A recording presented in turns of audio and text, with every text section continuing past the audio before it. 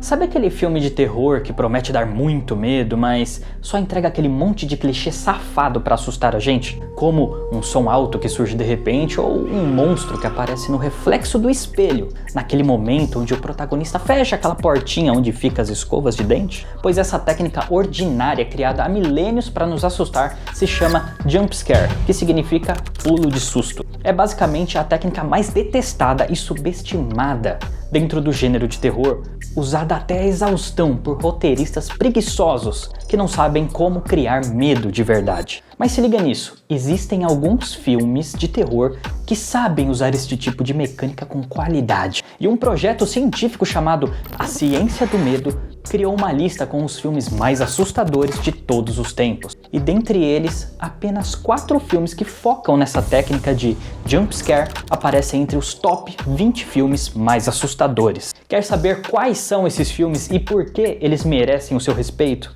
Então seja muito bem-vindo ao Ethereum. Galera, antes de seguir para a lista com os 4 filmes, deixa eu explicar uma coisa, é bem rapidinho. O projeto científico que classificou esses filmes fez isso monitorando o ritmo cardíaco de grupos de espectadores que assistiram aos filmes. Foi assim que eles conseguiram definir quais filmes atingiam níveis mais altos de BPM, ou seja, batimentos cardíacos por minuto, para poder criar o ranking de filmes de terror. Então aqui no cantinho eu vou colocar essa informação para mostrar quanto cada filme atingiu de BPM, ok? Começando do 4º lugar até o top 1. Lembrando que essa lista é apenas do ranking dos filmes focados em jump scare que eu destaquei de uma lista maior para poder mostrar para vocês, ok? Oddity foi eleito pelo projeto A Ciência do Medo o filme mais assustador de 2024, que posteriormente seria desbancado pelo campeão, A Entidade, que tem análise aqui no canal. Oddity chegou a ganhar um prêmio no festival Motex. E não é sacanagem, tá? É um festival de cinema de verdade que elege os melhores filmes de terror europeu. E galera, é um filme estranho, com um ambiente carregado, onde até o silêncio de algumas cenas soa meio opressor, sabe? Os elementos de jumpscare do filme são usados de um jeito muito calculado para criar atmosfera, ao invés de simplesmente assustar a gente. E a história é a seguinte: em uma mansão antiga no interior da Irlanda, isolada no meio do mato, porque sempre é uma casa isolada, com paredes de pedra e corredores escuros que parecem guardar segredos. O tipo de lugar onde, se você gritasse por socorro, ninguém sequer ouviria a sua voz. Nesse lugar super aconchegante, mora um psiquiatra com a sua esposa, chamada Dani. E bom, tudo parece tranquilo, até que uma noite, a casa é invadida por uma figura misteriosa, que transforma a esposa do psiquiatra em estatística. Um ano após o incidente, quem aparece? A irmã gêmea da Dani, uma mulher chamada Darcy, que é cega como um morcego, mas tem o dom da mediunidade, que permite ela enxergar os segredos ocultos que olhos comuns não podem ver. Darcy visita seu cunhado e a nova namorada na mansão onde perdeu a sua irmã. E então Darcy leva um presente extremamente bizarro, um boneco feito de madeira com o tamanho de um homem adulto e uma cara de quem viu o inferno e voltou para contar a história. Uma referência ao mito judaico do Golem, uma criatura sem alma criada para obedecer um criador, protegendo ou buscando vingança. E então o psiquiatra deixa que a cunhada excêntrica de comportamento suspeito passe a noite na casa. E daí o que parecia uma simples visita pelo luto da irmã vira um ritual macabro para desenterrar e punir pecados. Aí, meus amigos, a coisa fica sinistra porque a Darcy usa os seus poderes psíquicos para sondar os segredos da casa. Cada objeto que ela toca permite ter visões, ouvir vozes e sentir a história oculta que está conectada com a tragédia da irmã, para julgar e condenar os verdadeiros culpados da história, usando esse boneco bizarro. Dá pra contar nos dedos de uma mão a quantidade de vezes que acontece um jumpscare, já que a grande parte da história é focada em criar uma atmosfera de suspense e mistério. No próximo filme da lista, a coisa fica um pouquinho mais sinistra. Deixa eu fazer uma pergunta. Você toparia passar uma noite em um necrotério? Apenas uma, só uma. Por experiência própria eu posso te dizer que esse é o lugar mais pacífico do mundo para passar uma noite, mas em A Autópsia de Jane Doe, a coisa é realmente assustadora. É um filme onde o medo é construído com base no silêncio do ambiente, na sensação de desconforto de encarar um cadáver. Muitas cenas têm um close tão fechado que praticamente enfiam a gente dentro do corpo que está sendo estudado. Nesse laboratório subterrâneo, um pai e um filho trabalham juntos, realizando autópsias em corpos que chegam fresquinhos e parcialmente torrados, como esse amigo aí. Até que um dia chega um corpo diferente, o corpo de uma garota que parece conservado demais e estranho demais. Essa é a autópsia de Danny Duell, uma jovem que chega até o necrotério e começa a revelar segredos sob as camadas da sua pele. E ali os legistas encontram itens estranhos, desenhos ritualísticos ligados à invocação do cão miúdo e marcas de ferimentos internos, como se alguma coisa tivesse atacado o corpo dela de dentro para fora. O que é suspeito, porque o exterior do corpo está perfeitamente conservado, então como o corpo dela ficou assim? Na medida em que os dois legistas avançam na autópsia, começam a perceber que algo muito errado está acontecendo. Óbvio também, né?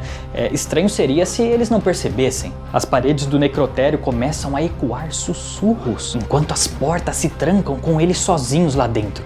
E bom, quase sozinhos, pois os cadáveres começam a levantar e vagar pelos corredores escuros. O corpo de Danny Duell esconde um segredo ancestral que pune quem ousa profanar o seu descanso.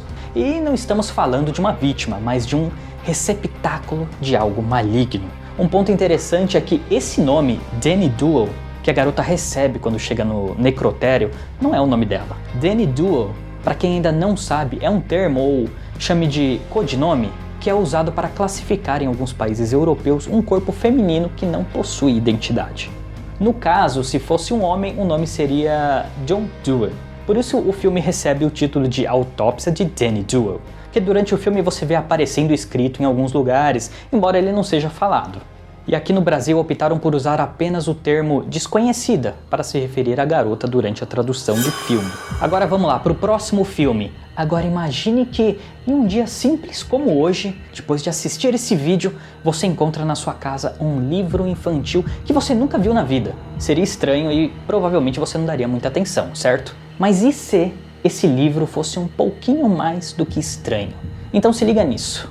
Em uma pequena casa de subúrbio, uma mãe viúva, exausta e à beira do desespero, começa a ser atormentada por pesadelos vindos de uma presença maligna. Tudo começa depois que ela encontra um livro chamado The Mr. Babadook, sobre um monstro de chapéu alto e rosto deformado, que projeta sombras e rasteja pelas paredes como uma grande barata voadora. Conforme cada página do livro é virada, o Babadook se infiltra na realidade, trazendo a loucura e se alimentando do medo. Claro que não adianta queimar ou rasgar o livro amaldiçoado, vocês sabem como isso funciona. A única forma de lidar com o monstro é enfrentando o medo. O Babadook representa aquela clássica figura do bicho-papão, só que dessa vez tendo preferência por atormentar adultos.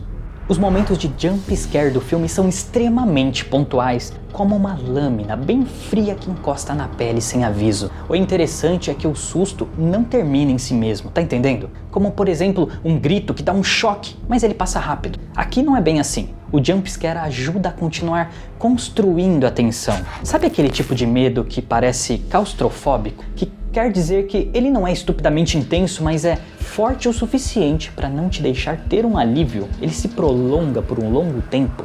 A gente fica acompanhando a deterioração mental da mãe do garotinho e começa a se perguntar: o monstro é real ou ela está perdendo os parafusos da cabeça? Isso tudo é muito louco porque vai colocando a gente na perspectiva de como a mãe está se sentindo, ou seja, por que ela tá pirando? Isso tudo vai acontecendo e vai sufocando a gente aos pouquinhos. E então o Babadook surge falando aquela coisa bizarra. Hello?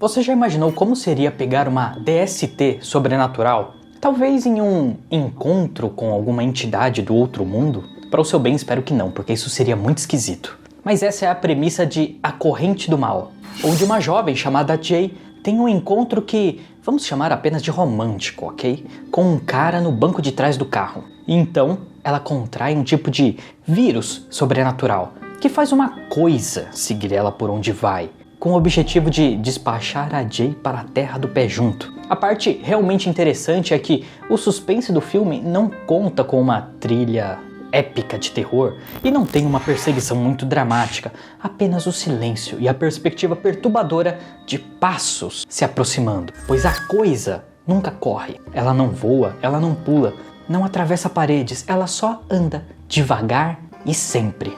E se você se distrair por um segundo, ela aparece no fundo da cena, olhando direto pra você com uma cara de "eu tô chegando, hein?", disfarçada sobre a pele de pessoas conhecidas e também desconhecidas. Uma metáfora ambulante das consequências de contrair doenças bizarras por aí, onde a única forma de sobreviver por mais tempo é, vamos dizer, passando pra frente um vírus mortal que tem zero senso ético. Os momentos de jumpscare do filme dão um choque em cenas que parecem tranquilas, sem barulhos altos que fazem você pensar, ok, está tudo bem, agora está tudo sob controle. Só que não. De repente, um movimento sutil de câmera mostra que a coisa está sempre ali, esperando você vacilar para chegar perto o suficiente, então, bom, aí você já era. Dá pra dizer que as mecânicas de jumpscare são tipo um tempero bem forte, sabe? Como se fosse uma pimenta, que quando são usados sem muito critério, acabam fazendo os filmes perderem o sabor. Mas, quando são bem dosados, como nesses 4 filmes, acabam deixando tudo mais... Espero que vocês tenham se divertido com esse vídeo. E se quiser saber mais sobre esse tema de estudos de filmes de terror, aqui no canal tem uma playlist toda desse tema, beleza?